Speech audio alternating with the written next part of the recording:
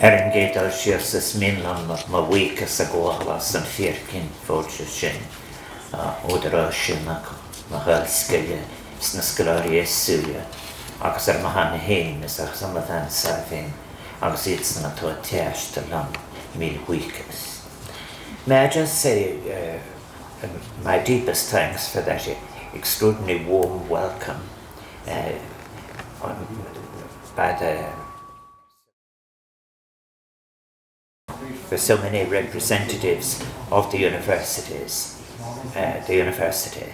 I deeply appreciate what you have said, and I also want to say I'm accompanied on my visit to Austria by the Minister for Europe, Thomas Bahn, indeed by the Secretary General of my own, the Orson Utron, by Secretary in the Department of Foreign Affairs, and many others. On behalf of all of you who have been so kind and generous in your remarks at welcome, Mille Weekas, which in Irish is my deepest thanks.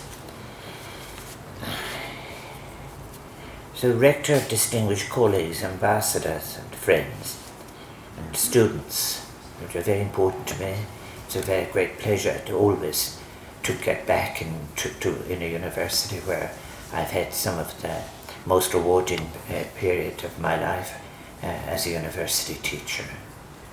I should say too,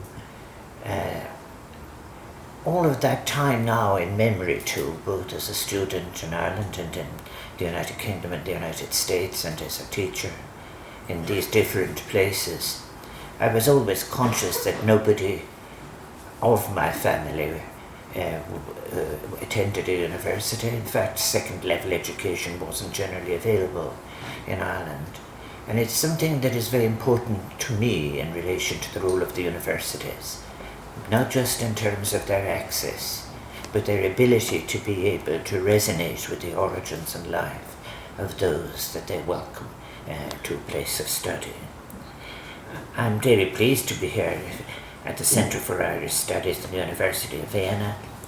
We, all of us who have been travelling on this visit, are enormously privileged to be visiting a city of such outstanding culture, heritage and beauty. And indeed for the reception that we have received from the representatives of state, and we're here at the invitation of President Alexander van der Bellen, and he couldn't have been warmer in his reception. I think the Centre for Irish Studies has been well represented, has been introduced, and it is the largest Irish Studies department in continental Europe. It is a hub for postgraduate teaching, but I do want to thank the Rector and all of the university leaders and the staff and students who are present today. I'm very pleased for those who are studying under the Erasmus scheme. The Erasmus scheme is the great success of the European Union.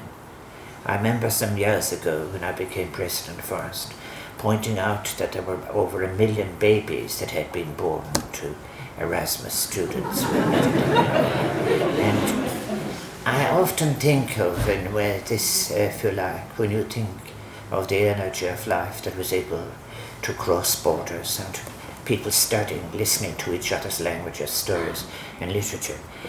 And indeed, lest you get carried away, I'm really going to be speaking this morning about one of the great failures of Europe, and that it's failure to deal adequately with both the promise, the necessity and the space of culture. And that is why I have decided to title what I have to say, The Future of Europe, the Role of Culture. Because I believe that we are in the middle of a set of reflections and discussions, including one formally described as the future of Europe. And I want to go back, if you like, to a debate of which I was a part some time ago. I was president of the Council of Culture Ministers of the European Union in 1996. I was the Minister for Arts, Culture and the Gaeltacht in Ireland. It was a time of an intense debate where a great deal was lost, and I want to say a few words about that. It was the time when the largest attack on the concept of public service broadcasting came. Europe lost, Berlusconi won. I think then you come across as well in relation to other areas.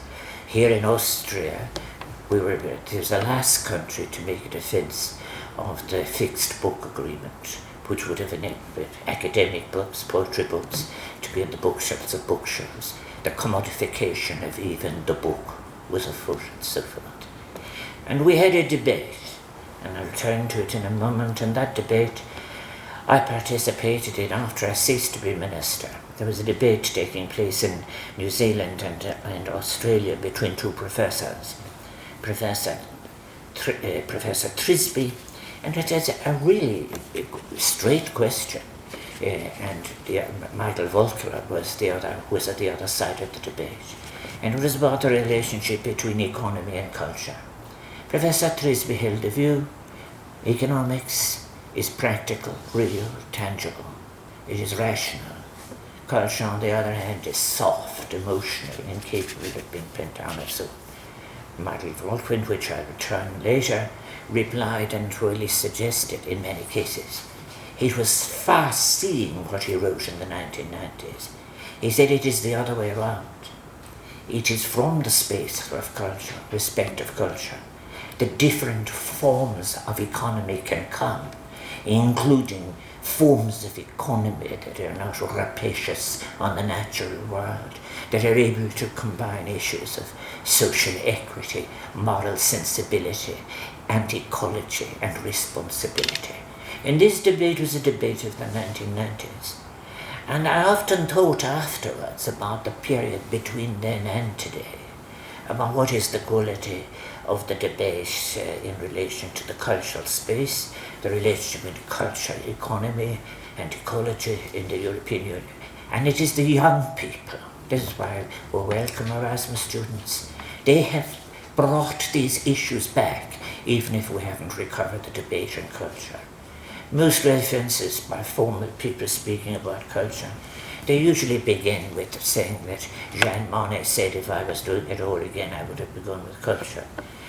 Because I'm in a university, I can say this, no one has ever found that quotation in Monnet's work. But therefore, the point is, if it sounded good and did no harm, why not use it?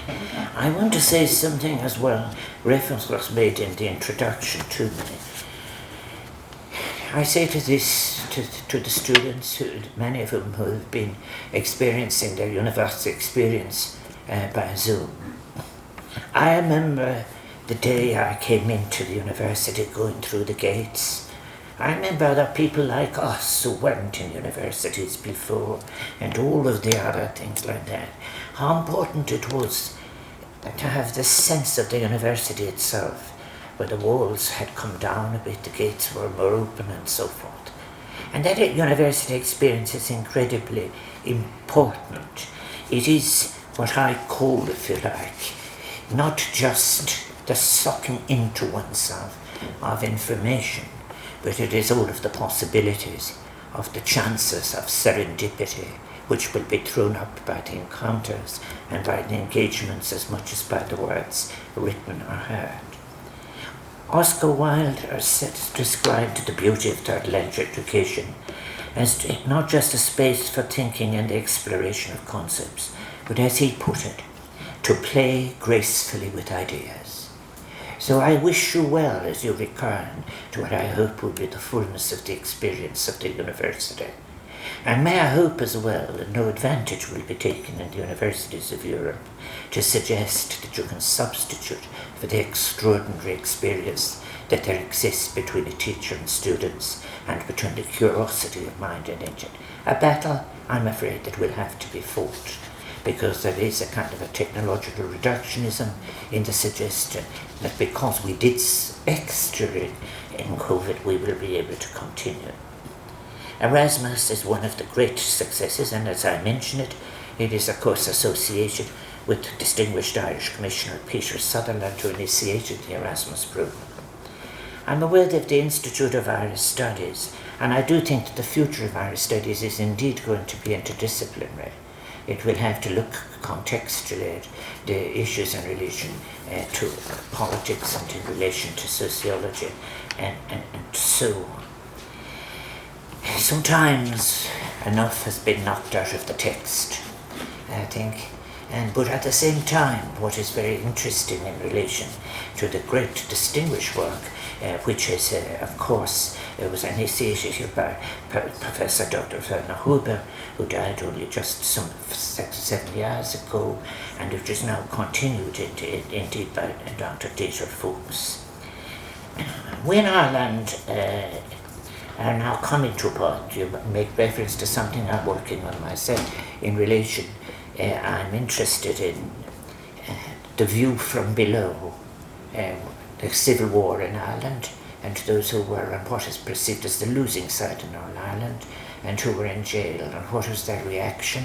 For example, when they heard that a surrender had been arranged, and one of them referred to their incarceration as a kind of purgatory where you are made to suffer for a while before you immigrated to America. Immigration to America was not possible, of course, for many, because you needed a permit from the IRA, and indeed this was not changed by Mr. de Valera until 1925. In this area, in many, many cases, there is an Irish story from below. There is a literature from below that has to enter the canon of studies and so on.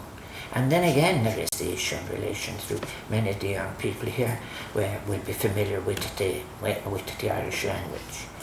The Irish language in the circumstance that I have just been speaking about, for example, in the incarceration of the period of the Civil War.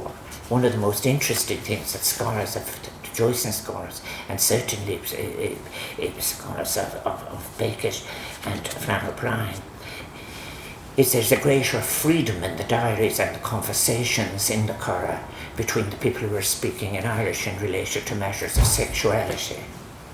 They weren't as actually repressed, as beaten down, as forced in a way to have taken into themselves the sinfulness of the body and the near impossibility of salvation outside of the very narrow version that was now effectively going to be the influence on the major institutions of the state. Returning to my last, as it were, the Irish, I think, when I hear the word diaspora in a way, I prefer the word exilic myself, because it's easier in relation to literature. There is an exilic in the physical sense, and there is an exilic in the inner sense, as is so well manifested in the work of Beckett, as indeed noted by Dr. Werner Huber in his work. This year is the course of the 100th anniversary of Ulysses, if you've heard.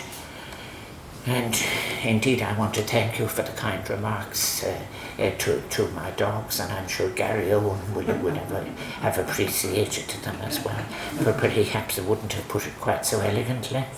I am also conscious that it is important, something that Stephen Joyce said to me once, that an excessive interest in Ulysses was distracting attention from what he felt to be some of other work of James Joyce. We are meeting at terrible times in the midst of a pandemic that will not go away fast enough, war, the risk of climate catastrophe, and also, as well as that, maybe it is in these circumstances that a return to the thread of art that might bring us together is particularly appropriate. I think that Austria and Ireland are indeed, Austria at the centre of the European Union, and Ireland with its moat, all the rest of it. I think that in the introduction we stressed that the importance of spirit in Ireland is important. The early connections, for example, there isn't really a connection between the later forms of clericalism, centuries later, and that which inspired the monasticism that led to the labour of manuscripts just in the early part of the medieval period, during which those as St. Columbanus came to Austria. Our connections include the Irish monk Cormon, martyred at Stockholm near Vienna in 1012, and to this day is venerated as an important national sect. In the 12th century, the Irish monks founded the short and stiff Benedictine Abbey, where I hope to visit. Indeed, the manuscripts of one I should tell you, talking about images that are at Morris and Outreau. One of the manuscript of one of the most famous poems from early Ireland, the 9th century Pangal Born, is now preserved in St. Paul's Abbey in the Lavandal in southern Austria. And I have to say, a very fine sculpture by Imogen Stewart is now housed in Auris and Outreau. Really very much an achievement of my wife Sabine among others, and it is there now. If you visit Auris and Outreau, you will see Pangal Born in his camp. I think as well, so we have a rich shared history, and we certainly have one that has resulted in ever closer ties, cemented by our joint European Union membership. There are things that we share in the membership of the European Union, and we are also countries that describe ourselves as neutral countries. That gives us a perspective of mind that I have been speaking in formal meetings over the last couple of days, an immense opportunity to give a very distinctive contribution, to seek, as we all try to seek, to bring an end to the terrible killings, the violence, the breaches of international law, the humanitarian scandals that are taking place, and from which none of us in Europe, who believe in Europe, can most ever suggest there be any impunity. But responding and making sure there is no means that we must take our actions through the multilateral system on behalf of us all, not simply on behalf of the strong. Austria and Ireland today view ourselves, as I've said, at the heart of Europe. We have taken different paths to the European Union, but I think in both of our cases it has been an influence for the good. In the Irish case, it broke open a whole set of categories that had been sealed in relation to rights. Rights of women, rights of children, rights of education, rights of equality, consciousness in relation to the environment. In fact, our hope, if there is past the darkness, it is for the combination of the consciousness of, for example, environment, social progressive thought, and also, as well as that, equality and gender equality and dignity, the words that we have put into our international statements. And I think that this merging of these consciousness, not to achieve any one strand, but all of it, and creating, that's what the debate, I believe, needs in relation to the future of Europe. I think Luc van Middelaar and others describes a Europe that seems to me to be a Europe that is a kind of, I describe it like eventing. It has events, it has a crisis, it gets over it, and it prepares for the next one. And this is a kind of that is insufficient. Also, I turn again to another one, is that the main thing I have to speak about today is the relationship between culture and between Europe, the future of Europe, and to the role of culture. I've already referred to that debate that took place in the 1990s. And I think what has struck me when I was at the meetings in 1996, chairing the meetings, and so about how market forces had in fact really influenced the media. I have already referred to the book trade. I've referred already to public service broadcasting. I was seeking to have set up a television station that deal with the Irish language, television Gaeilge. During this period, it was such a swimming against the tide. I distinctly remember the railing that people had about how in fact actually the media belonged to the market. The note of Lord Reith, for example, of the BBC in its day, to education, to inform and entertain and so forth, that was long gone. And it was reminding me of a powerful speech I had heard from Raymond Williams, the very last one he gave in Scotland. And he had made a suggestion about be the arrow, not the target, he said. There is something I used later for speaking to young people, the distinction between being a passive consumer of what was regarded as a homogenized set of facts, entertainment, distractions, and being an active participant in relation to culture. And this is a debate that you couldn't get at the time. It was dying in the language as people spoke in a way. I kept thinking of Max Weber's remarks in that one of his fundamental texts where he says, "I sometimes think it is not the promise of spring that beckons, but the icy cold fingers of bureaucracy." And I think in a way it would be easy now to blame I think people regarded the European Union as a whipping boy. No, the icy cold fingers were all over the different participating peoples and nations in a way. And in a way, I suggest to the Irish Institute of Irish Studies that it is time to contest some fundamental assumptions in relation to modernity. I'm unhappy with the use of it in many ways. I think it is the source of necessary conflict, and there is an arrogance in it. And really curiously, when I look for where it is in the literature, it comes out of the tail end of justifying imperial literature. They couldn't, for example, as those, for example, nationalists in my time as president had been asked to critique their nationalism. But the greatest difficulty I had in anything I said in public was when I suggested that we should ask empires to critique their imperialism. And the mind of empire is alive and well, and indeed some of the most destructive tendencies in relation to those who are authoritarians now, they can root their experiences in imperialism because it is a new form of empire that they seek to do in the suppression of diversity, suppression of language of the other, and the definition of the other as a source of fear. These are challenges that are there in relation to what the new scholarship must do, I think, with energy. We have all paid a high price in Europe for the neglect of culture. Why did this happen? I think we also have misused culture. As I've said, commodification. Zygmunt Bauman comes to mind, consumed in our consumption.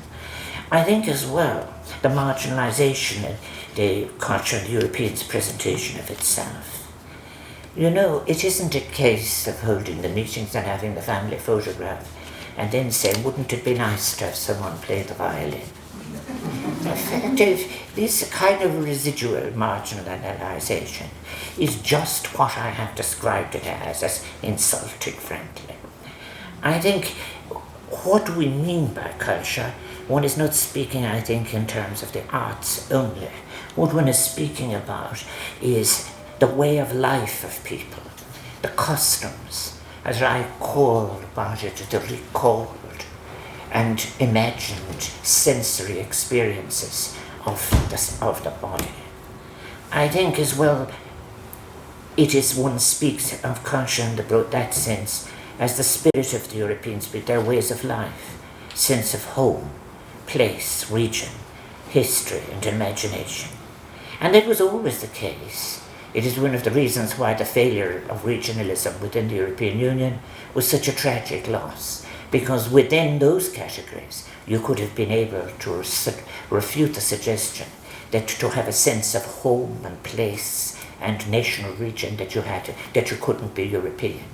The transcendence was in fact made possible by having a aspect of culture. And I think one thing that struck me more and more recently, and it was from the time when I was studying anthropology, social anthropology at Manchester University, is that how in the 19th century the colonizing powers used anthropology to understand the people that they were dominating. It's not accidental that the majority of British anthropologists were lawyers who would begin analysing dispute resolution systems as a means of making your way into understanding the mechanisms of a community or a group. And yet when independence came, and after this in many cases, anthropology was not used by the liberated, the emancipated, to see how they would understand differences. Here they were on the continent of Africa, for example, with arbitrary lines drawn that took no account of difference of tribe or ethnicity or of language, the thousands of languages on the continent or whatever. And they asked the representative of Kenya recently at the Security Council, said, we had to try and get on with it. But anthropology, think of where we are now and the tragedy we're doing now of trying. If we had anticipated how you resolve how the differences in any of these categories can be abused and fire up a conflict into terrible proportions. I think we must think in relation to this. We need anthropology. We need all the intellectual, moral impulse to understand culture. Could have been so useful in post-colonial circumstances in helping to recognise ethnic, linguistic and mythological influences, both shared and different. Anthropology, too, could have yielded in contemporary times valuable insights on the balancing of linguistic rights and their importance to the right and, if you like, the other aspects of full participation in citizenship. But there were many reasons for this. Many of the reasons were, of course, that the exposition, without going into detail, of the misconstruction from those who followed Herder and Humboldt and others. But there had been the abuse of culture. There had been a distortion of myth and culture that had been invoked by fascists, the suppression of identities of minorities, what would have ended the death camp and would cost the millions of lives, loss of millions of lives. Culture also was, curiously as well, from the early days of the European Union, was seen as so closely related to education, then it was perceived as a possible space of contestation, of ideological manipulation. And it is very, very interesting in the history of Ireland, for example, when we come to think about it, is that, if you like, after the period of the 1920s, the vacuum that was created institutionally was very quickly occupied by those who would have a particular view of life. As I mentioned earlier, the purveyors of the Jansenist heresy, the sinful body, the idea of this lesser status of women, the sheer abuse of women, the misogyny that was there, and these great cruelties and so forth that were not there, as I said, in the Aglish Cosnocta that was there prior to Cardinal Cullen. It was in the 19th century that Irish people were told you should have shoes on your feet when you're visiting church, and also that all of the sermons should be homogenised. I think the culture, therefore, was seen as an appropriate area for subsidiarity associated with education. And thus you see the remnants of this, where you have people now teaching in the United Kingdom proper history that will give proper respect to the empire and all those good things we left after us in the pink parts of the Atlas. I think the Council of Europe, too, was another one. It was said, well, really culture has been done in the Council of Europe, and you have a bigger lot in there, and they could have kind of handled it in a way. It is to the credit of the Council of Europe that indeed they used that emphasis to produce rights affirmations. But I think they saw, the people dealing with culture in the European Union saw the Council of Europe as someplace residual, gestural, rhetorical, performative. And anything performative was just full of danger. In fact, in the Institute of Irish Studies and other institutes, it is very interesting how, in fact, people, let us say, the ones for emphasis here in relation to Beckett or in relation to Farmer, the performative is what is regarded as the challenging. I think through the evolution of the European treaties, this notion of subsidiarity was quite a deadly thing. It's one of the contributions of Jürgen Habermas that he said, instead of keeping something and regarding it as so precious that we don't want anyone to look at it and be defensive. What if we started defining subsidiarity in a totally different way, as a sharing of excellences of performance in different ways? Say we do this, for example, in relation to access to music education, and we'd like to share it with you. It would have been a turning around of subsidiarity, and that would be relevant for the future of Europe. I think he suggested the breadth of vision required for that, I'm afraid, wasn't available. Europe itself, what is Europe? Who can be called Europe? And what can be called Europe? Europe has always been a mosaic of cultures interacting with each other. Languages, literature, the source too of experiments in adventurism and colonization that often required the suppression of indigenous cultures, and rationalizations of empire at home, even if we have to take the land off them in the end of the day because they wouldn't know how to use it. In the same way as if they will in fact have achieved dignity and respect when they speak our language, but more importantly they must stop using their own. I realise I'm president of a country, I speak Irish practically every day, of a language that was forbidden. And it just takes something. And again, this is where I'm working on the ethics of memory at the minute. How it is important to be free to remember that happened. The notion that, for example, we should all have to be taking amnesia tablets every morning to just say that there is no such thing as this. These are realities. It happens in many other places in the world where cultures were suppressed. Where today, as I'm speaking here, languages are dying in Africa, languages are dying. And although I believe myself that in Latin America, for example, we're about to enter the best decades in relation to respect for indigeneity. I think then, in relation to all of this, when my paper will go into it in more detail, but I think what happens if you don't take culture seriously, when you see in this broad sense, is that you get a set of regressions to particular manifestations now behind the borders of nations and so forth, where, if you like, you have to struggle then to achieve any equalities that are necessary, be it in terms of gender or elsewhere. The most incredible thing was, of course, is that while in fact culture was being kept in its subsidiarity definition, it was open season in relation to the influence of the market.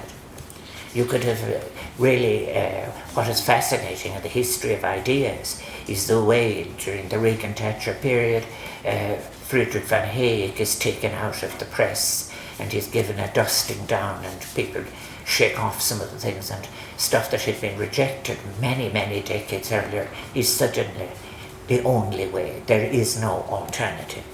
People, you didn't need to do anything. You just needed to be indifferent. You just needed to be passive in a cultural sense, to allow your existence now to be changed. They wouldn't be upset by any radical ideas.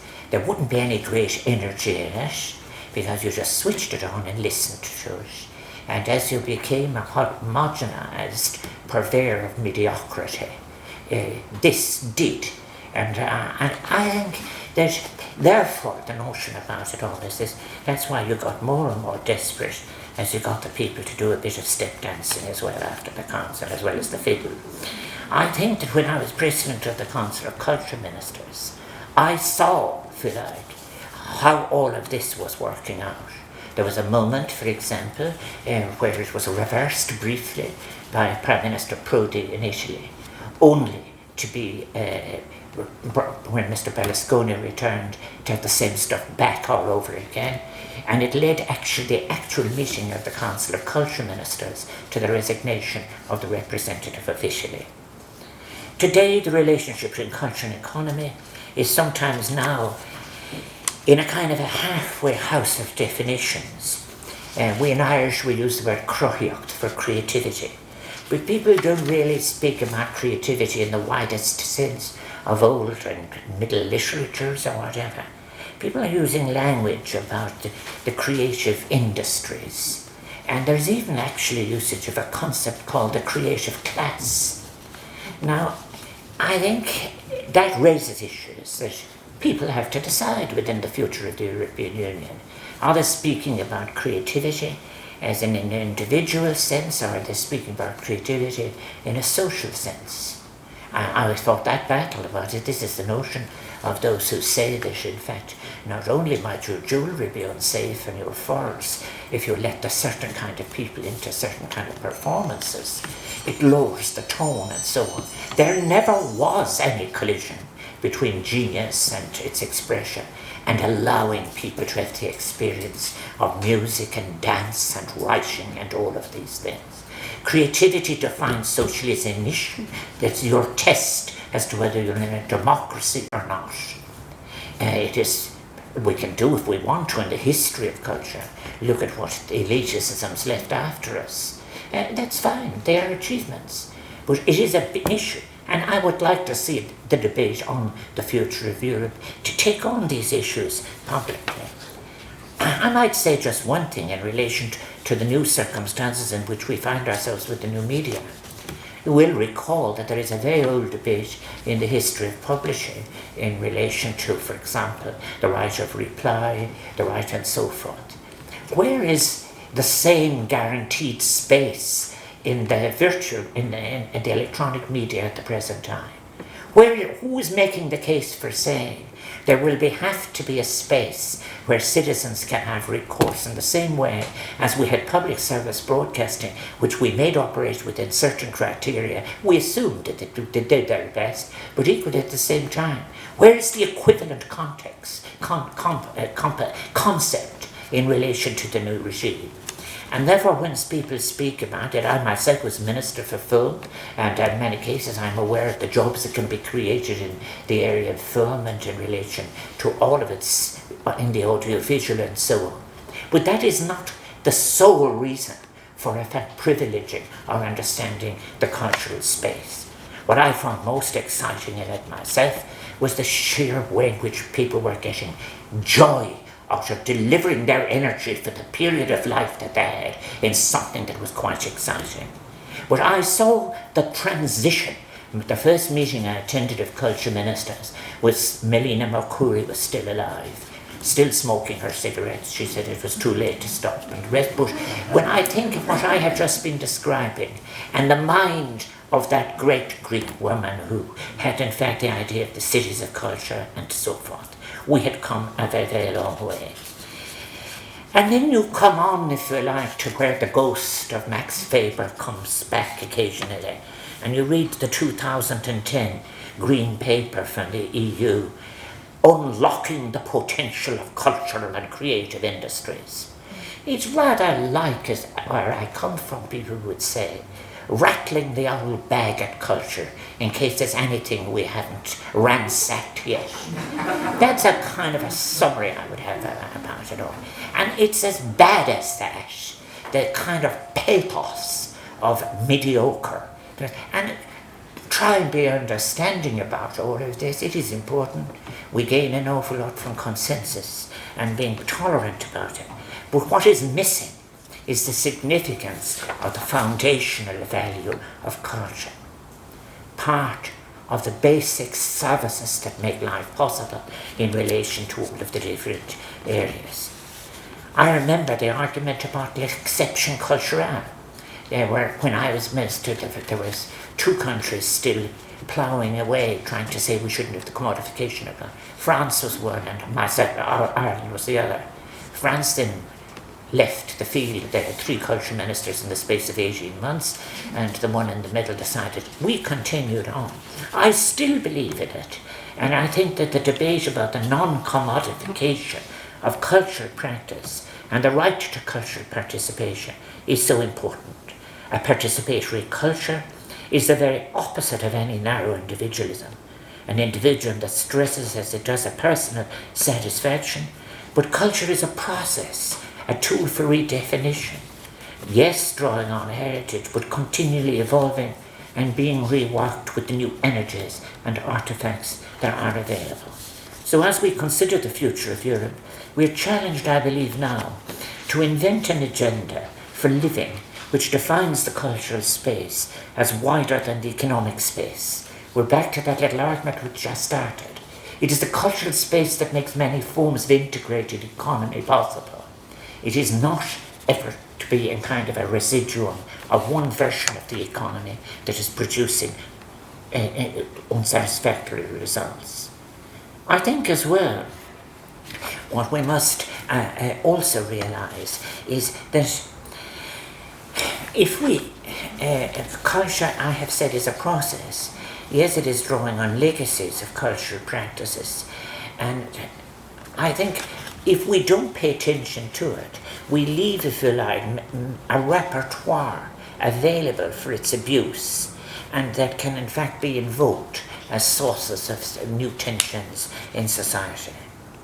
I said it is incredibly important as well, and this is a bigger challenge yet again, is that you cannot, the public administration required in relation to culture is very different to managing other aspects of the economy. As somebody who did set up a Department of Culture, one of the biggest difficulties is in fact realising that it takes a special set of skills to handle the sensitivity of what you are doing. And this notion about it, I know that there are thousands of courses now on leadership. You could get leadership on how to get from here to there, leadership from here, leadership from this. And leadership is really, it has actually taken a turn in recent times because it has now quite an authoritarian streak in it. Nearly most people will say, I was in charge of all that, and I was in charge of this side of a budget and so forth. The fact of the matter is, we live one life. I think we need to think about the specific challenges of administration in the cultural area. It isn't a case of, what is that phrase that you hear now in Britain when theatres are in trouble? It's all a matter of bums on seats. There's nothing very inspiring about such a remark. And it doesn't do much. I say this. Now, I think as well, there are new aspects in relation to science and technology which are going to provide us with new opportunity. But the issue summarising this is to identify democratic, participatory, empowering policies to ensure access to culture for the public at large, and through a better knowledge of other cultures, to encourage intercultural dialogue and experiences. And I did want to pay tribute to people from previous centuries who put up all those bandstands all around Europe and around the world. And that was the other thing that has happened since the 1990s, was the shrinking of the public spaces of culture, the limiting of the spaces where you could have performance. And as they gradually took over and being colonised, people began using phrases like linear parking. This is a strip of green in front of a building, and this is supposed to be a linear park. And you could look out at it through your north-facing balcony, if you like. And then when you had recovered from the pneumonia, you could go inside and you go to hospital. But the fact of the matter is, it is just so important. Public spaces for performance, and where people could, in fact, also interact in different ways. It is where cultures meet. I think that Touraine is one of those who has been writing in the same way as I have been quoting Williams, speaking about social passivity in the face of mass commercialisation. I've said enough about it. But I think too, as I'm coming to where I want to say something that is important, it is important to recognise the multiplicity of sources of influence. Earlier we've heard, for example, about the influence of the Irish in the early period, let us say here in Austria up as far as the 14th century, in relation to spiritual work and whatever. But how often we're hearing that Europe is in fact formed from a particular set of sources. What about, for example, how the Greek world was saved by the Islamic community in Spain before that they were expelled by Isabel and others? There are multiple influences in Europe, and when people speak about our Europe, it is very important to actually just see, are they speaking about the Europe they want, or rather something that was in fact the Europe that is? The Europe that is and will be a Europe of multiple influences, and it will be diverse, and it is important that it be so. And in that too, in relation, I've been speaking of multiple influences, it is the primacy of the performative. I've already been speaking about the distinction between active and passive culture. The performative is so important. And I know you have an emphasis very, very much on Beckett and on Glenn Brown and others, but surely at the heart of their work was the importance of the performative. I think what we need to do is that if we actually begin debating culture with all of its different inclusions, it enables us to achieve something we have lost. It enables us to recover a certain degree of cohesion and make our way through that cohesion to a trust that is very necessary. I think I mentioned Habermas earlier, saying that he suggested how we should use subsidiarity differently. I should say as well that Habermas also said the notion of modernity itself in both cultural and social terms. There are some parts of post-modernity which people speak about. I think I described it controversially once, and something I wrote is that at times it can descend into organised gossip. I think in many ways, if in the case of, let us say, Irish experience, because I'm speaking instead of Irish studies, the Irish people are forced to be modern several times. You had to modernise to adjust. You had to modernise even in relation to your own language. You're now using another language, English. And it is Miles McGorpelin who said, the tragedy about Irish failing, or if Irish failed, is that it would be disastrous for the English language because there wouldn't be that much left. Now, that was mild, but the point is, I think it is important. All of this is important, the notion of modernity. Because if you are to be able to deal with African and Asian culture and so forth, you need to be able to critique your notion of modernity. I know now I'm coming to the end and to say we are coming out of terrible times. During COVID, I have said already, I wrote a letter to the late David Sassoli during COVID about cultural workers. I said to him, culture, how important it was for cultural workers. I said it is important, Mr. Sassoli, that culture is made safe for the future and for sharing with the world, and that we salute the creative expression of those artists in the European Union. Spending on culture is investment in citizenship with a powerful democratic dividend, and even a narrowest utilitarian version of the economy, it has a huge yield. So I suggest we, in the debate on the future of Europe, turn to culture, see about debating it, if you like, socially, culture socially, avoiding exclusive or elitist definitions. And then I think in this issue, when we are debating the new forms of economy that are coming, Michael Volkerling, that I have quoted earlier, he said, first it will require a reconnection of economic policy with its cultural roots to produce a rich holistic discourse in which cultural knowledge is a necessary element and in which both economic and cultural priorities are reconciled. Second, it will call for a role for culture that links concepts of citizenship and community within a pluralist state operating in a globalized framework. I say something that is important to us here. Since I was last here,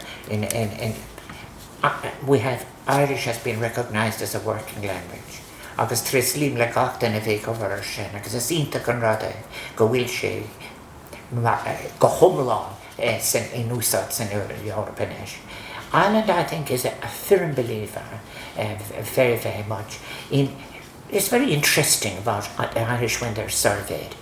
They're rarely less than 85% in favour of Europe. I believe that approach towards Europe, of seeing Europe in an international way, in an open, inclusive, equitable form of multilateral engagement, is incredibly important. The values that we share, it's in all the international text that is important. Human dignity, freedom, democracy, equality, the rule of law, respect for human rights, within the EU and around the world. And therefore then I say this, I think often of Charles Taylor's book on the man's struggle to be authentic. Authenticity is what is now needed on the European street. I think this is very important, not only in the way we speak about what we're doing and discussing the future of Europe, but we mustn't abandon the European street to those who would abuse culture, exploit homophobia, racism, versions of the other, and fill them full of fear. I know we have all. How can we almost speak when what is happening in the Ukraine? An invasion that where has to be condemned, but in addition to what is happening and in the screens in front of us, the abuses of human body, the abuses of life, the destruction of civilian habitation, all of this. It presents a great challenge to our international institutions. It needs to be verified. It needs to be done so independently with credibility and in a way that will stand, I'm sure, that there is no impunity. But it must come through the multilateral system. It must come through so that we're doing this on behalf of all of humanity. I think as well as in relation to solidarity, let's celebrate good things when they happen. The doors in Europe that have been thrown open to those fleeing from Ukraine. I think may we learn from it, build on it and extend on it. And remember, we call it a solidarity and we are right to celebrate it when we've done it. It was a solidarity that we didn't fully achieve in relation to vaccination. And it's a solidarity now too that mustn't be trimmed or, if you like, changed in relation to any form of qualification or exclusion, I believe myself. It's an act of political solidarity too that's born out of a European memory of suffering imposed and suffering felt. But it is also encouraging to think too in it all that it's calling up a kind of personal and social empathy that is in the human spirit in a continent that has experienced war too often. I think we must be in the vanguard of those who want and will claim the right to speak of peace. It is difficult these days to speak of peace. There is nothing soft in speaking of peace, and one isn't a wimp to speak of peace. And at my age and all of the rest of it, I think of all those marches we went on to actually achieve an end to nuclear armaments, to achieve peace and so forth. And isn't it somewhat morally outrageous to suggest that the only way to achieve peace is to go to war for peace? The fact we must be able, after all our present difficulties, and we have ones that are urgent, where the killing should stop today if we can, where you must have ceasefires and humanitarian corridors, meaningful discussions on security, a stop to the killing. But frankly, we are in danger of hearing, if you like, there is at the moment an imbalance in favour of a bellicose militaristic language, and I think we need to be careful. We will need to speak about peace because, curiously again in relation to everything else I've said so far, it is when you have an adequate space of culture and an appropriate set of discourses within it that you can best speak of peace. And the Union, every now and again, when we say a lovely Irish phrase, he lost the run of himself. Well, I often think of that when I think of periods when the European Union lost the run of itself, and particularly those hegemonic forces within it that were announcing matters such as the end of history. Francis Fukuyama saying, not just the passing of a particular period of post-war history, but the end of history as such, that is the end point of mankind's ideological evolution and the universalization of Western liberal democracy as the final form of human government. Imagine without blinking an eyelid. And when I looked back, I was writing at that particular time, so few in the academy distanced themselves from that stuff. I think we cannot abandon diplomacy. I finish by saying this. It's very easy to say, should we have done more in the last 8 years? Perhaps we should have seen what was coming. I think as well. But I think we need diplomacy. It is all we have. The international institutions. It is a case of making the United Nations stronger. It is full of weaknesses and it has flaws, but it is our United Nations. And we need international diplomacy because we need to talk to each other. We in Ireland know, in relation to our own peace process, the times when people couldn't be in the same room with each other. But because there was another text to be rejected, or bracketed, or perhaps half accepted or amended, they kept coming back. We need the space of diplomacy. We need the original contributions to diplomacy. And that was what was very, very much what I had in mind when I say all of those with different kinds of experience, including Ireland and all of the others, must try and seek to make whatever contribution they can so that we break the deadlock that is there at the present time in relation to Russia and the Ukraine. They cannot be just abandoned to keep, if you like, leaving the room. We needed conflict resolution around the world needed. It needed some outside contributions at times, and it needed space, and it needed suggestion.